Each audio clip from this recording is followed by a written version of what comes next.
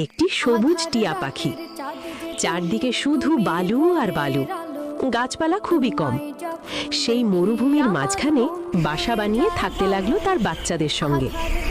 হঠাৎ একদিন ভয়ঙ্কর ঝড় এলো, আকাশ কালো হয়ে গেল, তীব্র বাতাসে বালু উঠতে লাগলো। ঝড়ের দাপটে টিয়া পাখির বাসাটি ভেঙে উড়ে গেল অনেক দূরে। অসহায় টিয়া পাখিটি তার বাচ্চাদের নিয়ে খোলা মরুভূমিতে দাঁড়িয়ে রইল। খাবার নেই, পানি নেই, মাথা গোজার ঠাঁই নেই। এরপর শুরু হলো কষ্টের দিন। অনেক সময় না খেয়ে থাকতে হয়েছে, অনেক সময় রোদে পুড়েছে। তবুও টিয়া পাখিটি হাল ছাড়েনি।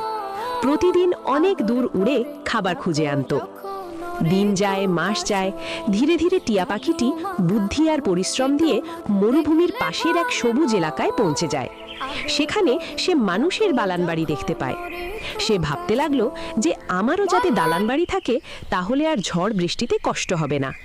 সে পাখিটি ঠোঁটে করে একটি একটি করে ইট নিয়ে এসে এক জায়গায় জড়ো করে এবং অন্য পাখিরা তাকে সহযোগিতা করে।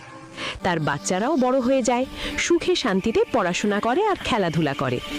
একসময় যে টিয়া পাখিটি মরুভূমিতে ঝড়ে সব হারিয়েছিল, সেই টিয়া পাখিটি আজ পরিশ্রম, ধৈর্য আর সাহসের মাধ্যমে সুখের জীবন গড়ে তোলে।